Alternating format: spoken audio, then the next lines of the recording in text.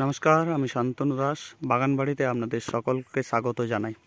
এটি একটি বাতাবি লেবু গাছ। এই গাছটির বয়স 4 বছর। আপনারা দেখতে পাচ্ছেন পুরো গাছ জুড়ে বাতাবি ধরেছে। প্রায় 20 থেকে 22টি এই ছোট্ট গাছটিতে বাতাবি লেবু আছে। এই গাছটির বয়স 4 বছর। অনেকে বলে যে মাটি উর্বর না হলে ফসল হয় না।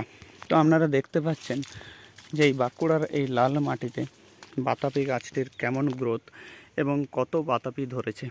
এই গাছটি যখন রোপণ করা হয়েছিল সেই সময় 4 ফুট বাই 4 ফুট গর্ত করা হয়েছিল এবং গর্তটিকে 3 থেকে 4 দিন রোদ খাওয়ানোর পরে চুন মিশিয়ে মাটি দিয়ে ভরাট করা হয়েছিল। কোনো খাবার দেওয়া হয়নি। তারপরে গাছটিকে জুন মাসে, আজ থেকে 4 বছর আগে জুন মাসে রোপণ করা হয়েছিল।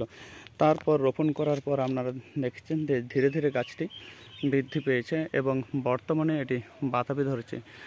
এই গাছটি রোপণের 1 বছর পরই বাতাবি ধরেছিল। আপনারা দেখুন কত বড় বড় সাইজের বাতাবি হয়েছে। এই বাতাবিগুলি দুর্গাপুজো ও লক্ষ্মী পুজোর সময় পাকে এবং পাকার সময় হলদে হয়ে যায়। প্রচুর পরিমাণে ধরেছে। 20-22টি বাতাবি আছে। যত্ন, গাছের যত্ন একটা অত্যন্ত গুরুত্বপূর্ণ বিষয়। এখানে গর্ত করা হয়েছে গাছে খাবার দেওয়ার জন্য। বেশি কোনো খাবার দেওয়া হবে না, কেবলমাত্র জৈব সার ছাড়া আর কিছু আমি গাছে খাবার দিই না। ফাঙ্গিসাইডও সেইভাবে এই গাছটিতে স্প্রে করি না।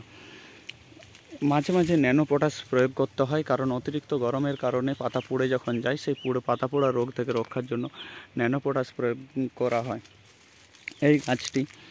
তবে নিয়মিত জল দেওয়া হয়, কারণ যেহেতু লাল মাটি শুখা মাটি, সেই কারণে জল একান্ত প্রয়োজন। গাছের কিছু ডালপাতা দেখতে পাচ্ছেন আপনারা, যে ডালপাতাকে ছেঁটে ফেলা হয়েছিল। তার কারণ গাছটাকে চাইছিলাম যে পাশের দিকে যাতে বেশি না বাড়ে, কারণ পাশাপাশি আরও অনেক কিছু গাছ আছে। সেই কারণে সব কিছু বিবেচনা করেই এই গাছটা 2-4টা ডাল ছেটে দেওয়া হয়েছিল। আপনারা দেখুন যে বাতাবির ভারে ডালটা ভেঙে গেছে এবং বাতাবিটা প্রায় মাটির কাছাকাছি নেমে এসছে। দেখুন কত বড় বড় সাইজের। এখন ঘন সবুজ আছে। বাতাবিগুলো পাকলে এগুলো হলদে রূপ ধারণ করে এবং পুরো হলুদ হয়ে যায় পাকার পর। এই বাতাবিগুলো খুব মিষ্টি প্রকৃতির। বাঁকুড়ার লাল মাটিতে খুব মিষ্টি প্রকৃতির ফল এখন বর্তমানে পাওয়া যাচ্ছে।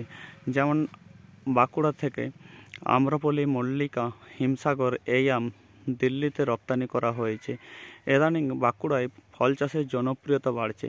তরুণ জনসমষ্টিকে হর্টিকালচার সম্পর্কে ধারণা দেওয়া একান্ত প্রয়োজন। গতানুগতিক সেই ধান চাষ আমাদের এলাকায় প্রচলিত, ধান এবং সবজি, যেখানে মানুষ বলে যে প্রফিট নেই, তবু কিন্তু হর্টিকালচারের দিকে মানুষের ঝোঁক সেইভাবে দেখতে পাওয়া যাচ্ছে না।